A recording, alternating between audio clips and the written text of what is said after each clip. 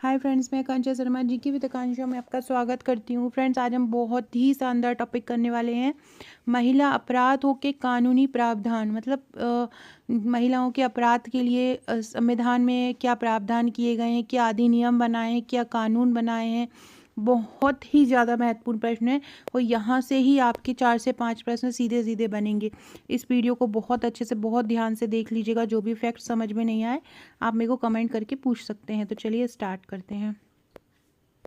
Friends, ये हमारी जो ए सीरीज़ है उसका 37वां भाग है।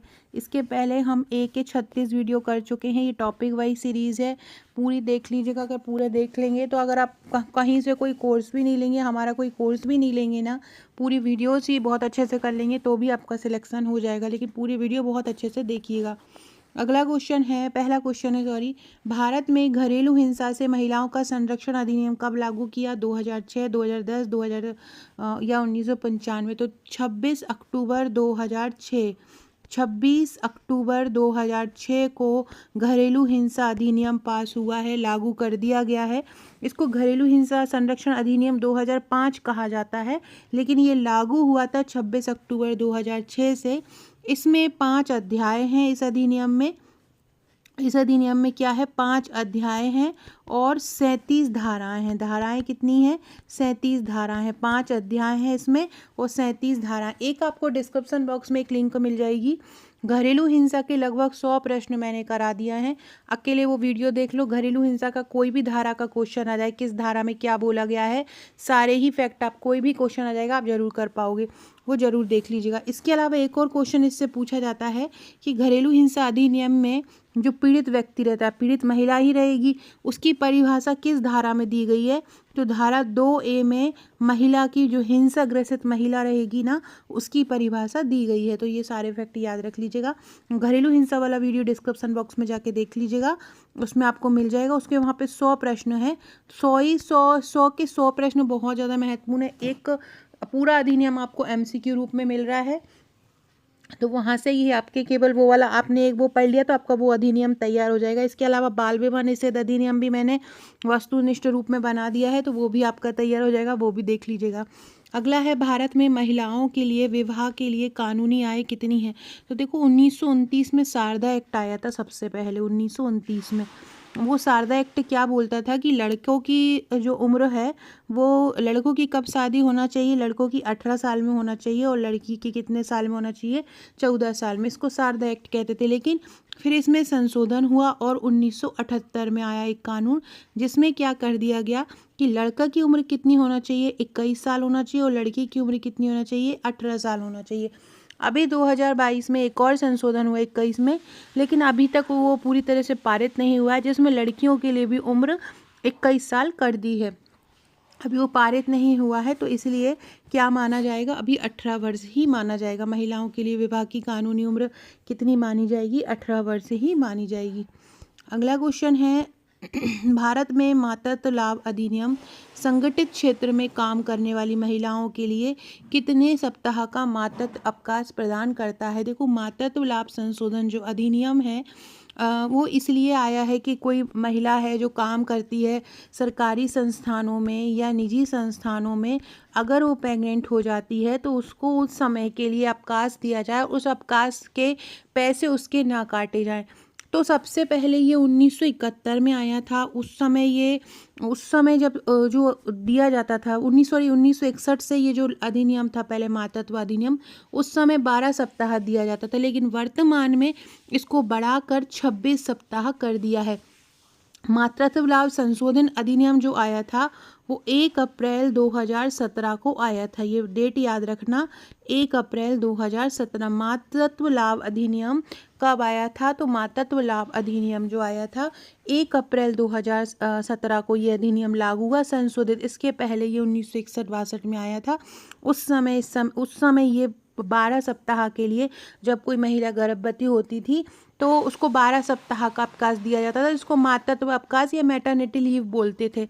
अभी जो संशोधन हुआ है, तो अब क्या बोला है, 2017 का जो संशोधन हुआ है उसमें जो 12 सप्ताह वाला जो अवधि है उसको बढ़ाकर 26 सप्ताह कर दिया है। लेकिन इसमें भी एक कंडीशन है, ये सबसे पहले ये याद रख लो। ये अभी जो 2017 वाला आया है 1 अप्रैल 2017 वाला, उसमें कितना कर दिया है 26 सप्ताह। जो 1961 में था उस समय कितना था 12 सप्ताह। ये किन बच्चों के लिए? शुरू के 2 बच्चों के लिए है जिन्होंने परिवार नियोजन अपनाया हो, 2 ही बच्चे ही पैदा करे हो। अगर तीसरा बच्चा पैदा होता है तो फिर 12 सप्ताह का अवकाश मिलता है, फिर 26 सप्ताह का अवकाश नहीं मिलता है। यदि 2 से ज़्यादा बच्चे होंगे तो नहीं मिलेगा। इसके अलावा ये ऐसे संगठन में है, ऐसा संगठन जहाँ 10 या 10 से ज़्यादा कर्मचारी काम करते हों, ऐसा संगठन जो होगा, चाहे वो निजी हो चाहे सरकारी हो, वहाँ पर गर्भवती महिला को ये लाभ दिया जाएगा। तो ये सारे फैक्ट याद रखिएगा। ये भी क्वेश्चन पूछ सकते हैं, मातृत्व लाभ संशोधन अधिनियम कब आया? 1 अप्रैल 2017 को आया। कितने सप्ताह का ये प्रावधान करता है? कितने सप्ताह का अवकाश देता है? कितने सप्ताह की मैटरनिटी लीव देता है? 26 सप्ताह की देता है। पहले ये कितनी थी? 12 सप्ताह थी, वर्तमान में 26 सप्ताह हो गई है। ये 2 बच्चों तक के लिए 26 सप्ताह। अगर तीसरा बच्चा हो जाता है तो ये फिर जो होता है 12 ही सप्ताह का अवकाश दिया जाता है। डेट बहुत अच्छे से याद रखना, 1 अप्रैल 2017। ये सारे ही फैक्ट इम्पोर्टेंट है। अगला है, बहुत इम्पोर्टेंट क्वेश्चन है ये, गर्भाधान पूर्व और प्रसव पूर्व निदान तकनीक। मतलब गर्भाधान पूर्व मतलब जो गर्भावस्था हो गई है उसके पहले ही, और इसके प्रसव पूर्व निदान तकनीक। प्रसव पूर्व मतलब आपकी डिलीवरी नहीं हुई है, बच्चा नहीं हुआ है, उसके पहले ही आपका जो चेक करते हैं कि लड़का है या लड़की, भ्रूण का टेस्ट करवाना, ये जो टेस्ट होता है जिसको PCPNDT बोलते हैं, इसके लिए एक अधिनियम आया था। इसका उद्देश्य क्या था? किसके लिए आया था? किसको रोकना इसका मेन उद्देश्य था? तो ये जो इसको हम बोलते हैं PCNDT को, पहले ये याद रख लो, PCPND।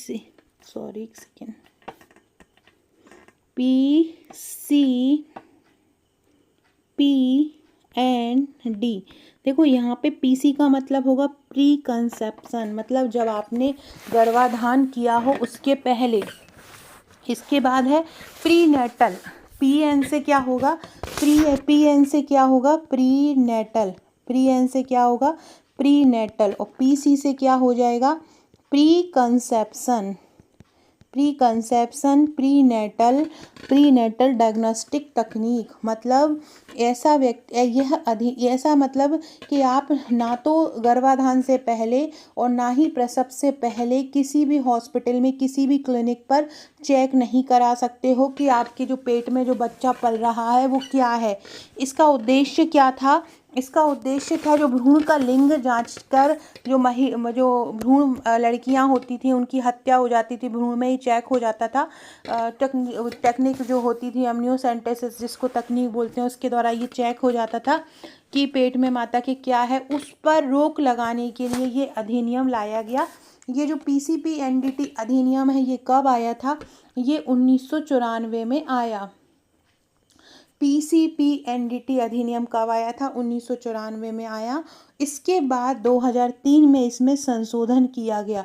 2003 में इसमें संशोधन किया गया और फिर और सख्ती से पेश लाने के लिए 2011 में इसमें फिर संशोधन किया गया। 2011 में इसमें क्या हुआ? फिर संशोधन किया। यदि ऐसा कोई संस्थान है या ऐसा कोई व्यक्ति है जो इस प्रकार के कृत्य करता है, किसी महिला की जांच करता है प्रसव से पूर्व कि उसके पेट में क्या है, लड़का या लड़की है, और बताता है, तो उसको 10,000 रुपये का जुर्माना और 3 से 5 साल तक की सज़ा भी हो सकती है। 3 से 5 साल तक की सज़ा हो सकती है और 10,000 रुपये का जुर्माना हो सकता है। ऐसे व्यक्ति, संस्थान या जो जिस संस्थान में हो रही है उसके जो संचालक रहेंगे वहाँ पर उस संचालक को 3 से 5 वर्ष की सज़ा हो सकती है। तो ये जो एक्ट आया था किसके लिए आया था? ये PNDT भ्रूण के लिंग के दुरुपयोग को रोकने के लिए यह एक्ट आया था, याद रखना। गर्भाधान पूर्व प्रसव पूर्व निदान तकनीक के लिए कब आया? ये डेट जरूर याद रखना, 1994 में आया। फिर इसका संशोधन रूप कब आया? 2003 में आया।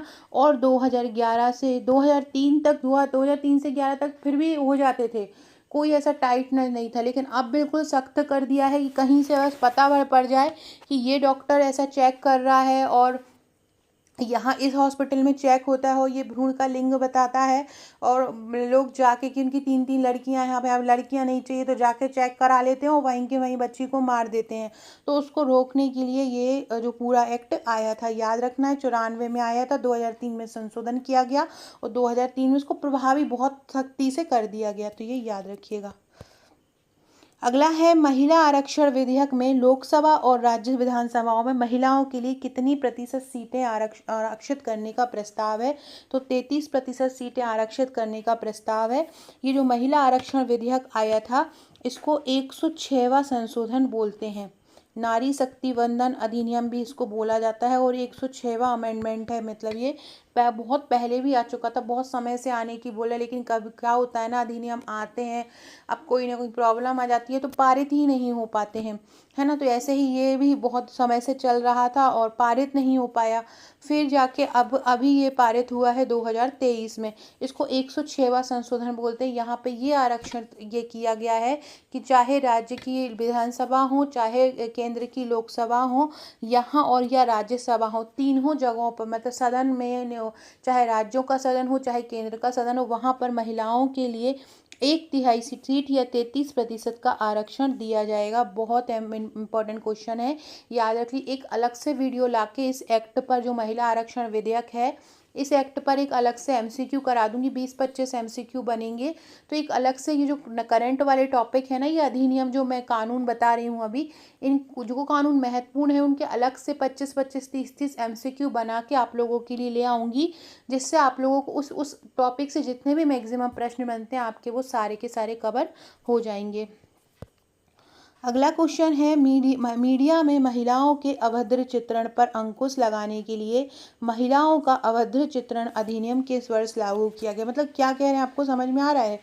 क्या बोल रहे हैं कि जैसे कि मीडिया है, मीडिया मतलब जैसे कि सोशल मीडिया हो गई, फेसबुक हो गया, अपना व्हाट्सअप हो गया, टीवी हो गया, पत्रकारिता हो गई, न्यूज़पेपर हो गए, ये सब मीडिया के दायरे में आते हैं। तो इनमें अगर कोई किसी महिला का गंदा सा चित्रण बना देता है और उसको गलत तरीके से पेश करता है, कम कपड़ों में पेश करता है, तो उसके खिलाफ जो है, उसके खिलाफ सख्त कार्यवाही की जाएगी। उस व्यक्ति को लगभग 5 साल की सज़ा सुना सकते हैं। अगर वो पहली बार अपराध करता है तो उसको 2 साल तक का सज़ा दी जाएगी और 2000 रुपये का जुर्माना दिया जाएगा। और अगर तो वो बार बार करता है, बार बार फिर फ़ोटो डाल देता है, फिर फ़ोटो डाल देता है, तो उसे 5 साल की सज़ा और 10,000 रुपये का जुर्माना दिया जाता है, यदि अगर वो 2 बार से ज़्यादा बार करता है। यह अधिनियम कब आया था? यह अधिनियम 1986 में आया था।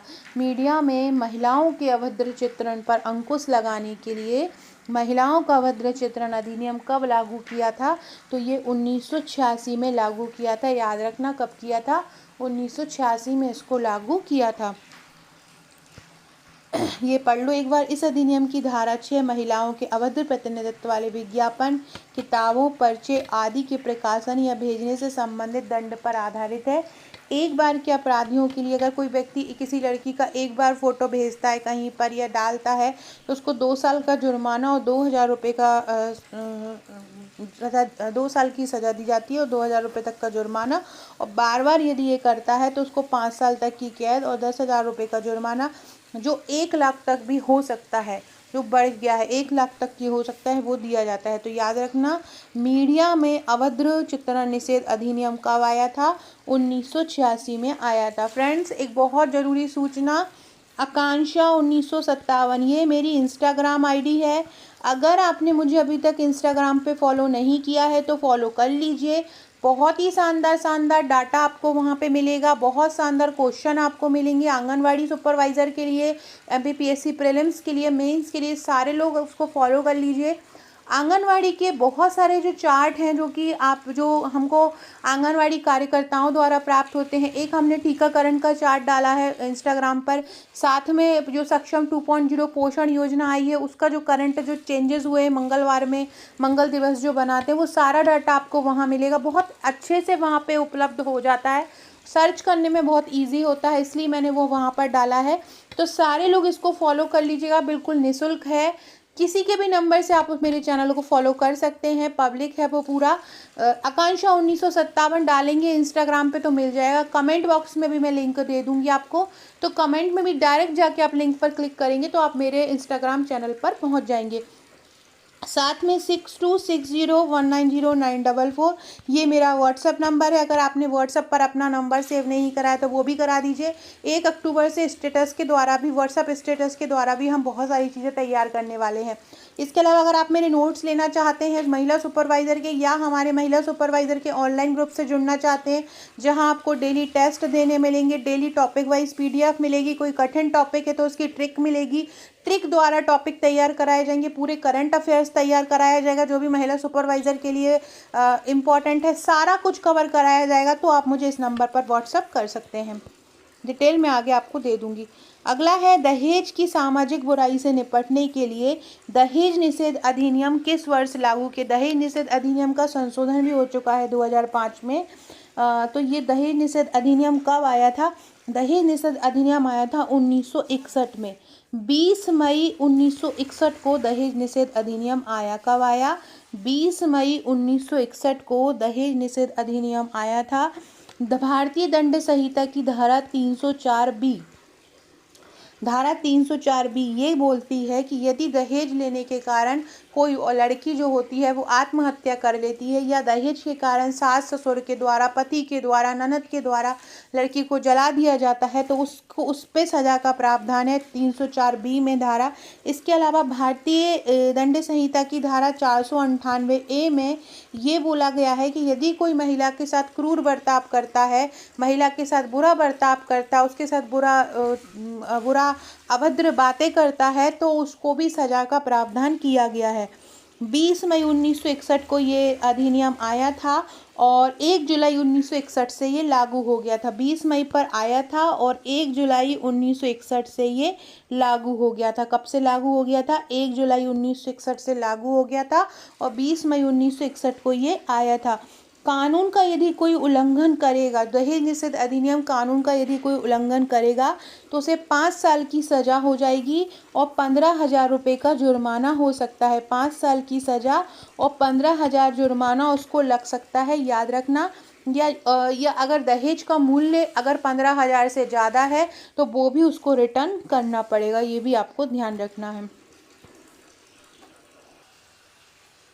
अगला क्वेश्चन है, भारत में समान पारिश्रमिक अधिनियम का उद्देश्य समान कार्य के लिए समान वेतन प्रदान करना। ये किसके लिए है? पुरुष महिला के लिए, वरिष्ठ कनिष्ठ कर्मचारी के लिए, सरकारी निजी क्षेत्र के कर्मचारी के लिए, या विभिन्न उद्योगों में। देखो, समान काम के लिए समान वेतन ये क्या बोलता है? ये बोलता है अनुच्छेद 39। अनुच्छेद 39 बोलता है कि समान कार्य के लिए समान वेतन होना चाहिए। इसके लिए जो हमारे नीति निर्देशक तत्व हैं उसमें भी बात की गई है। आर्टिकल 39 और आर्टिकल 44 भी इस चीज़ के बारे में बात करता है कि महिला और पुरुष अगर एक ही डिपार्टमेंट में काम कर रहे हैं, एक ही पोस्ट पर हैं, तो अंतर ये नहीं होना चाहिए यार ये महिला है तो इसका वेतन कम करो, ये पुरुष है तो इसका वेतन ज़्यादा करो। दोनों का जो वेतन है वो समान होना चाहिए। ये समान पारिश्रमिक अधिनियम का उद्देश्य है, याद रखिएगा। अगला है गर्भावस्था का जो चिकित्सा समापन अधिनियम है, जिसको MTP एक्ट भी बोलते हैं। विशिष्ट कारणों से कितने सप्ताह तक गर्भावस्था को समाप्त करने की अनुमति देता है? देखो, गर्भावस्था से महिला है, वैसे तो अगर महिला गर्भवती है तो उसके बच्चे को गिराना पाप है, लेकिन कहीं कोई स्थिति खराब हो जाती है, जैसे कि महिला की स्थिति तबीयत खराब है, महिला के साथ रेप हुआ है, उसके साथ कोई बुरा व्यवहार हुआ है, बलात्कार की पीड़िता है, दिव्यांग महिला है, नाबालिग महिला है, कुटुंब से पीड़ित है, बाल विवाह की महिला, ऐसी कोई भी महिला है तो उसका जो गर्भपात होना मतलब वैध माना गया है। पहले जो ये अवधि थी, पहले इसकी अवधि जो थी वो 20 सप्ताह तक थी। पहले सबसे पहले जब ये 1971 में आया था तब इसकी जो अवधि थी वो 12 सप्ताह थी। बाद में इसको बढ़ा के अभी वर्तमान में 20 सप्ताह कर दिया है। लेकिन कुछ विशेष स्थितियों में 2021 के संशोधन के तहत कुछ विशेष स्थितियों में इसकी जो गर्भपात की अवधि है वो 24 सप्ताह भी कर दी है। मतलब 24 सप्ताह तक अगर गर्भवती महिला है, मतलब लगभग लगभग 3 से 4 महीने की महिला है अगर गर्भवती है तो उसका भी जो है गर्भपात किया जा सकता है। ये कुछ विशिष्ट कारणों के लिए है। वैसे तो 2021 के संशोधन के अनुसार 20 सप्ताह है, लेकिन कुछ विशेष कारणों से ये कब तक कर सकते हैं, 24 सप्ताह तक भी गर्भपात कर सकते हैं। याद रखिएगा, ये गर्भावस्था का चिकित्सा अधिनियम जो है, समापन अधिनियम है, एमटीपी एक्ट, सबसे पहले कब आया था, ये 1971 में आया था। इसको एमटीपी एक्ट 1971 के नाम से ही जाना जाता है, लेकिन वर्तमान में इसमें संशोधन हो गया है 2021 में, और उसकी अवधि जो बढ़ा के कितनी कर दी गई है, 24 सप्ताह कर दी गई है कुछ विशेष अवस्थाओं में।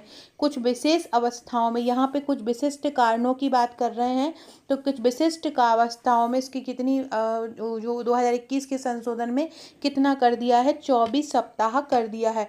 यह संशोधन विशेष श्रेणी की महिलाओं के लिए लागू है, जिनमें बलात्कार की पीड़िता हुई, कोई व्यभिचार पीड़िता हुई, दिव्यांग महिला हुई, नाबालिग महिलाएं हुई, ये सब शामिल है। तो याद रखना, एमटीपी एक्ट 2021 कितने समय तक की महिलाओं को गर्भपात कराने की अनुमति देता है, 24 सप्ताह तक महिला को गर्भपात कराने की अनुमति देता है, याद रखिएगा।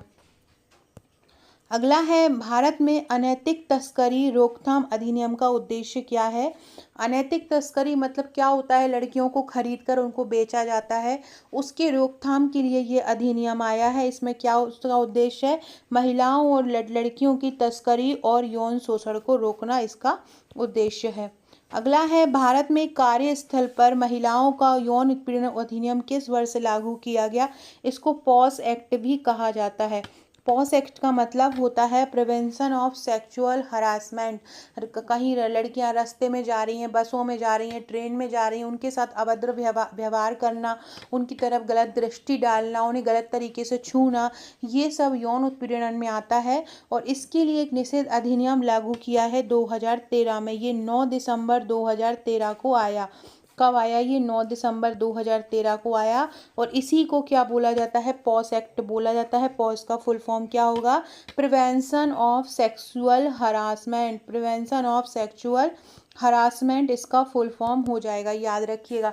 कार्यस्थल पर महिलाओं का यौन उत्पीड़न अधिनियम, इसके लिए इसकी वीडियो डिटेल में लाऊंगी मैं आपको। इसके करीब 100 क्वेश्चन आपको करवाऊंगी। साथ ही में अगर आपने हमारा ग्रुप ज्वाइन किया होगा, अगर आपने हमारा ऑनलाइन सब्सक्रिप्शन लिया होगा, तो जितने भी अधिनियम है, मैंने अभी करीब 3-4 अधिनियम अपने ग्रुप में करवा दिए हैं। बहुत धीरे धीरे करा रही हूँ, क्योंकि अधिनियम सिलेक्टेड हैं। तो लेकिन जो अधिनियम हम करा रहे हैं ग्रुप में, वो ऐसे करा रहे हैं कि हमारे स्टूडेंट उनको भूलेंगे नहीं। हर धारा को, हर अध्याय को हम ट्रिक द्वारा कवर करवा रहे हैं, ट्रिक से याद करवा रहे हैं। ट्रिक द्वारा कराया हुआ याद कभी भूला नहीं जाता है। तो बिल्कुल ऐसी फ़नी ट्रिक बनाई जाती हैं जिससे वो धारा याद हो जाती है और आप भूलेंगे नहीं। इसी तरह हम योजना का भी, हमारे योजना का टेस्ट चल रहे हैं। एक जीके विद आकांक्षा एक चैनल है जहां पर डेली टेस्ट होते हैं, महिला सुपरवाइज़र के डेली टेस्ट होते हैं। डेली तैयारी कराई जाती है एक टॉपिक की, पर्टिकुलर कोई टॉपिक लिया जाता है, उसको समझाया जाता है, उसकी अगर कोई कठिन है तो उसको ट्रिक द्वारा याद करवाया जाता है।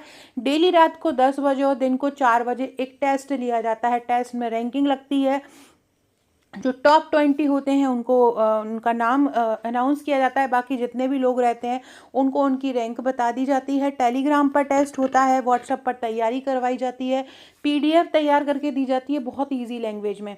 बहुत शानदार हमारा ग्रुप चल रहा है और बहुत शानदार लड़कियां तैयारी कर रही हैं। जो लोग भी अभी भी समय है, जो लोग भी महिला सुपरवाइज़र की तैयारी करना चाहते हैं, अभी हमारे ग्रुप से जुड़िए, ऑनलाइन ग्रुप से जुड़िए। अगर आपके पास कोई बुक्स नहीं है तो हमारी 7 बुकलेट मंगवाइए। हमारे महिला सुपरवाइज़र की टोटल 7 बुकलेट आती है, जिसमें एक MCQ बुकलेट आती है, एक वन लाइनर बुकलेट आती है, 5 थ्योरी बुकलेट आती है। मैं आपको बता देती हूँ किस प्रकार की बुक्स हैं। देखिए फ्रेंड्स, ये पूरा हमारा महिला सुपरवाइज़र का पैकेज है। ये टोटल 7 बुकलेट आती हैं। ये इस प्रकार का एक वस्तुनिष्ठ प्रश्नों का प्रैक्टिस सेट भी आपको दिया जाता है। साथ में ये 7 बुकलेट आती हैं, जो आप लेना चाहे ले सकते हैं। अगर आपके पास बुक्स हैं, आप बुक्स नहीं मंगाना चाहते हैं, आपने कहीं और से बुक्स ले लिए, तो आप हमारा ये ऑनलाइन सब्सक्रिप्शन ज्वाइन कर लीजिए।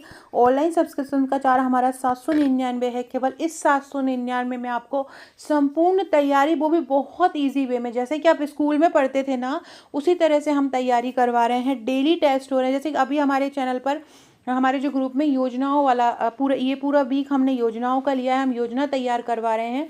जैसे कि कल जो टेस्ट है मिशन शक्ति योजना का है, उसमें मिशन शक्ति योजना को 2 भागों में बांटा है, संबल और सामर। संबल में कौन कौन सी आएंगी, जैसे कि सुरक्षा वाली, Beti Bachao Beti Padhao, one stop centre, Bharat में कितने हैं, मध्य प्रदेश में कितने हैं, शक्ति सदन क्या होते हैं, ये सारा कुछ हम वहाँ पे करवा रहे हैं।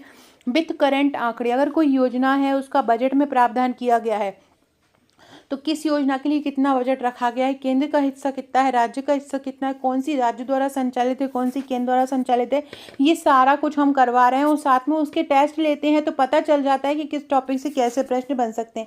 एक कोई छोटा सा टॉपिक भी हम करवा रहे हैं तो उसके मैक्सिमम MCQ करवा देते हैं टेस्ट में, तो पूरा का पूरा जो होता है एक टॉपिक का निचोड़ निकल आता है, जिससे बच्चे को पूरी तैयारी हो जाती है। ऑनलाइन तैयारी ग्रुप की खासियत है कि इसको 100% सिलेक्शन तैयारी ग्रुप कहा जाता है। सारे टॉपिक ऑनलाइन कवर होते हैं। कठिन टॉपिक अधिनियम धाराओं को ट्रिक द्वारा हम कवर कराते हैं।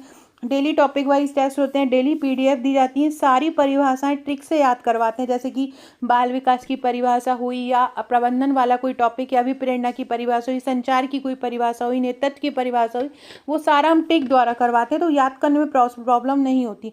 11,000 प्रश्नों का प्रश्न बैंक हमारे चैनल पर चल रहा है, यूट्यूब पर भी मैं करवा रही हूँ, उसके साथ ही 8 भाग हो चुके हैं। डिस्क्रिप्शन बॉक्स में इसकी प्लेलिस्ट की लिंक मिल जाएगी, देख लीजिएगा। बहुत शानदार ये प्रश्न है, इसकी PDF भी आपको वहाँ फ्री दी जाएगी। यूट्यूब की सारी PDF आपको वहाँ पे दी जाती है। परीक्षा तक लगभग 40,000 प्रश्न करवाएंगे। अगर आप घर पर नोट्स मंगाते हैं तो हमारा ये सारा पैकेज आपको फ्री मिलता है, और हर समय आप यहाँ से जुड़कर अपनी तैयारी कर सकते हैं, हर समय ग्रुप में तैयारी कर सकते हैं। गणित के प्रश्नों को भी ट्रिक द्वारा करवाया जाता है। 24/7 हमारा व्हाट्सएप ग्रुप अपडेट रहता है। एक बारी मैं आपको व्हाट्सएप ग्रुप की झलक दिखला देती हूँ। फ्रेंड्स देखिए, ये हमारा व्हाट्सएप ग्रुप है। जैसे कि देखिए, मैंने अभी 5/14 पर सुबह में ये क्वेश्चन भेजा है कि मध्य प्रदेश में 2 सखी निवास हैं।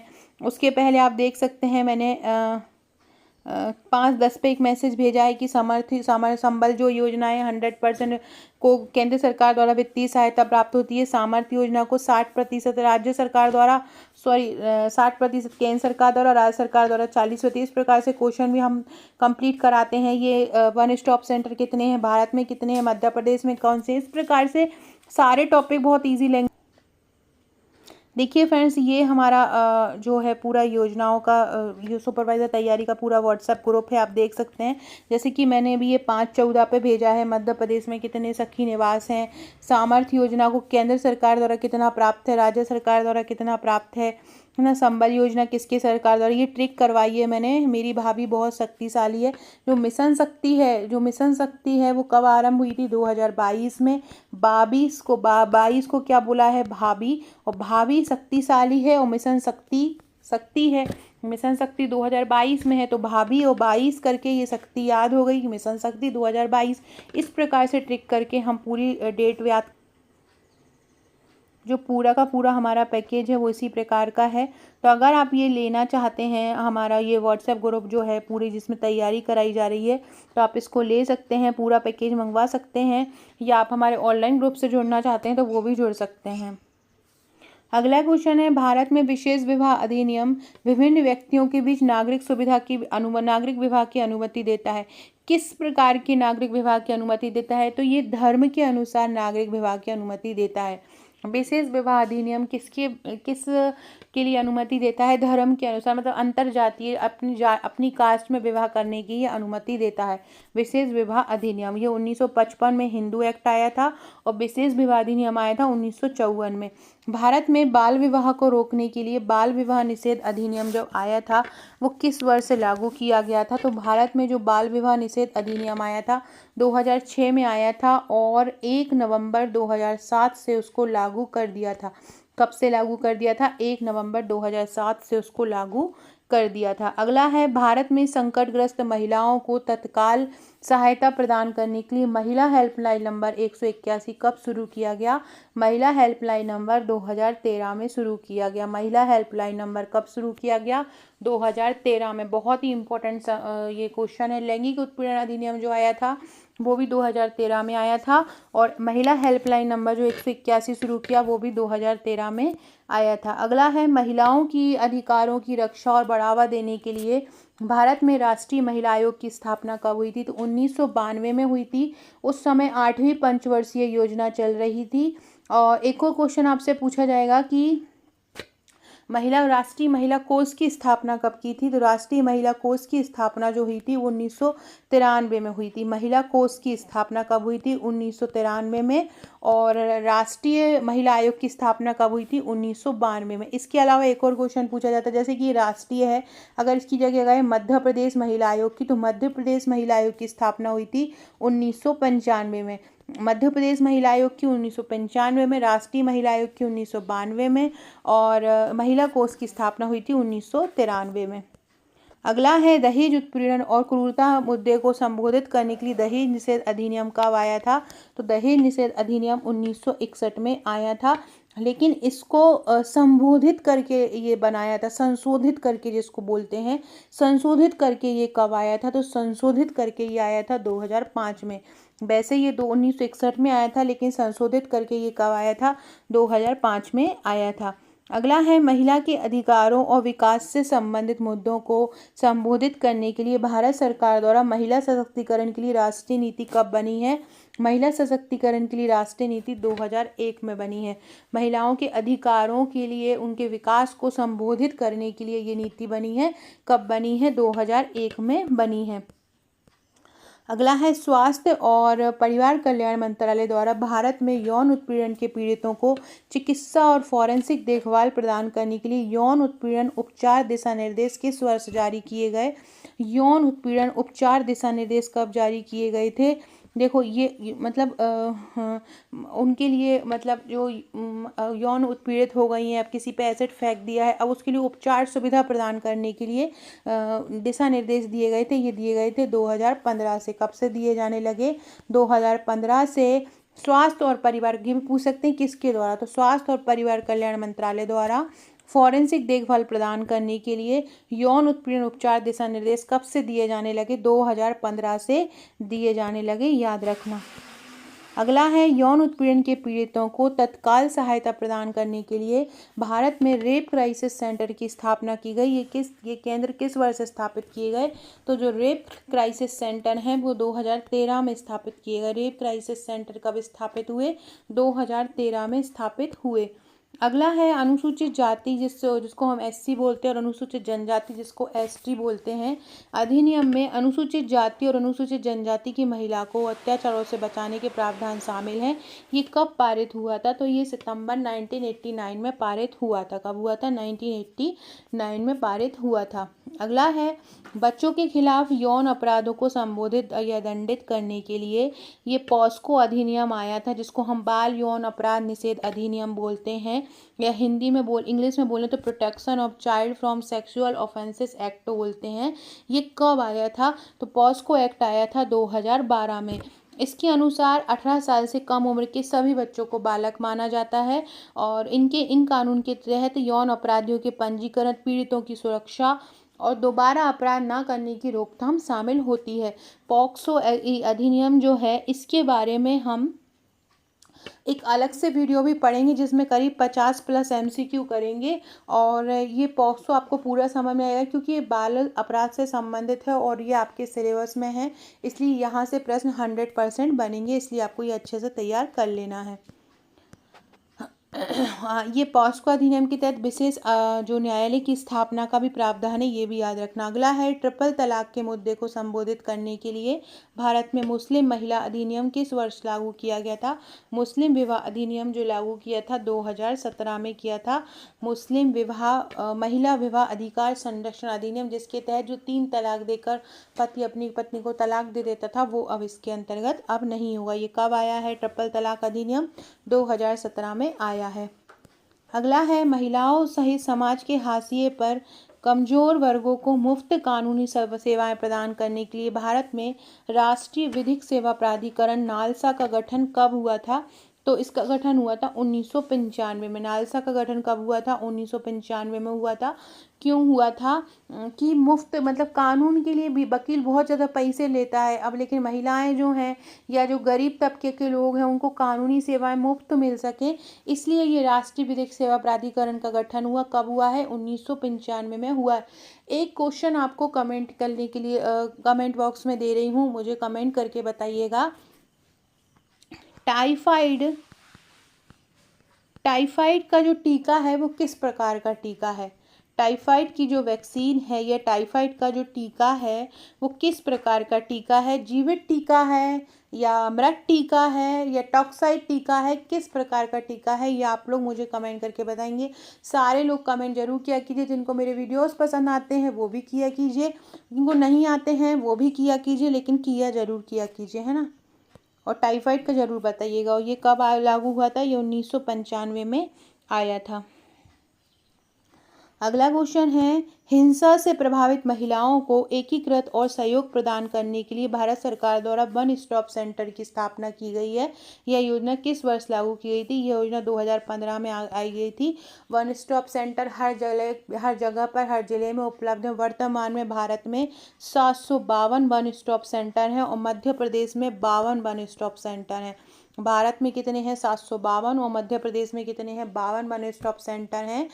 हर जिले में महिलाओं की रक्षा के लिए बनाए, कहीं कहीं पर 2 भी बनाए गए हैं। ऐसे इस तरह से ये स्थापित किए गए हैं। जहाँ पर ज़्यादा भीड़ भाड़ रहती है उन इलाकों में ये स्थापित ज़्यादा किए जाते हैं। और इनकी जो शुरुआत हुई थी वन स्टॉप सेंटर बनाने की वो 2015 से हुई थी, याद रखना। कब से हुई थी? 2015 से वन स्टॉप सेंटर बनाने की शुरुआत हुई थी। भारत में इस समय कितने वन स्टॉप सेंटर हैं? तो भारत में इस समय 752 वन स्टॉप सेंटर हैं। और मध्य प्रदेश में कितने हैं? मध्य प्रदेश में 52 वन स्टॉप सेंटर हैं। यही तो कल हमारे जो ग्रुप है हमारा महिला सुपरवाइजर को, उसमें कल यही वाले टॉपिक जो हैं यही का ही कल टेस्ट रहेगा। तो जो लोग भी हमारे नोट्स लेना चाहते हैं हमारा ऑनलाइन, या अगर जो उनके पास नहीं लेना हमारे नोट्स, वो हमारा ऑनलाइन ग्रुप भी ज्वाइन कर सकते हैं। ये मेरा व्हाट्सअप नंबर है, यहाँ पे व्हाट्सअप करके आप मुझे नोट्स मंगवा सकते हैं अपने घर पे। भारत में कहीं भी रहते हो आपके पास नोट्स पहुँच जाएंगे।